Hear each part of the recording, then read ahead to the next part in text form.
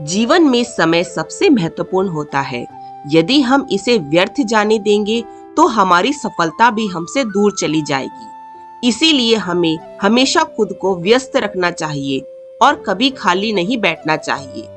ऐसी ही एक कहानी आज मैं आपको सुनाने वाली हूँ, जो जरूर आपको यह सोचने के लिए मजबूर कर देगी कि जीवन में एक एक पल कितना बड़ा महत्व रखता है। गांव के किनारे एक युवक रहता था। उसका नाम अर्जुन था। वह अत्यंत आलसी और कमजोर था। पूरे दिन बिना कुछ किए इधर उधर घूमता और समय व्यर्थ करता। उसके माता पिता बहुत चिंतित रहते थे कि उनका बेटा जीवन में कुछ कर भी पाएगा या नहीं। गांव के लोग भी उसे ताने मारते और उसे फालतू समझने लगे। एक दिन अर्जुन अपने आलस्य के कारण घर में झगड़ा कर बैठा और गुस्से में गांव के बाहर जंगल की ओर चला गया। वहां चलते चलते उसकी भेंट एक साधु से हुई, जो ध्यान में बैठे थे। अर्जुन ने सोचा कि शायद यह कोई महापुरुष है जो उसे कुछ उपदेश दे सकते हैं। अर्जुन ने साधु से पूछा, बाबा, मैं बहुत परेशान हूँ, मुझे कोई ऐसा उपाय बताइए जिससे मैं जीवन में सफल हो सकूं। साधु ने आंखें खोली और मुस्कुराकर बोले, बेटा, तुम्हारी परेशानी क्या है? अर्जुन बोला, मुझे कोई काम करने की इच्छा नहीं होती। मैं बस सारा दिन खाली बैठा रहता हूँ, लेकिन फिर भी मैं खुश नहीं हूँ। मुझे समझ नहीं आता कि मैं क्या करूँ। साधु कुछ क्षण चुप रहे, फिर बोले, अगर तुम्हें जीवन में सफल होना है तो एक नियम अपनाओ, कभी खाली मत बैठो।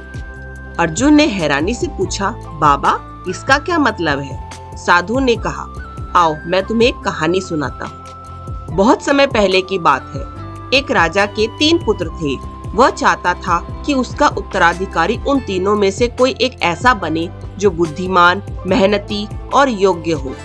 उसने तीनों को बुलाया और कहा, मैं तुम्हें एक परीक्षा देना चाहता हूँ। तुम्हें 3 महीने के भीतर अपने अपने समय का सदुपयोग करके मुझे कुछ करके दिखाना होगा।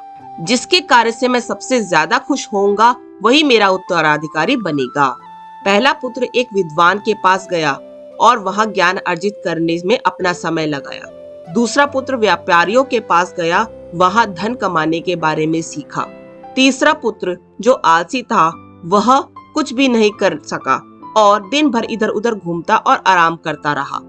3 महीने बाद जब राजा ने तीनों के कार्यों का मूल्यांकन किया तो पहले पुत्र ने अपने ज्ञान से सभी को प्रभावित किया।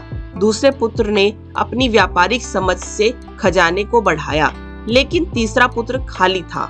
राजा ने उससे पूछा, तुमने अपना समय कैसे बिताया? तीसरा पुत्र सिर झुकाकर बोला, मैंने कुछ नहीं किया, मैं बस आराम करता रहा।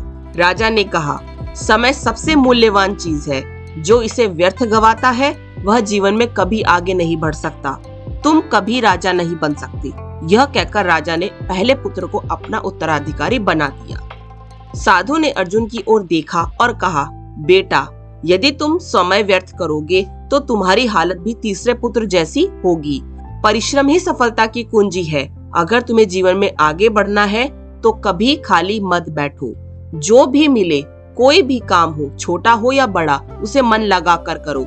जब तुम खुद को व्यस्त रखोगे तो सफलता स्वयं तुम्हारे पास आएगी। अर्जुन को अब अपनी गलती का एहसास हुआ। उसने साधु के चरण स्पर्श किए और प्रण किया कि वह अब आलस्य को त्याग कर मेहनत करेगा।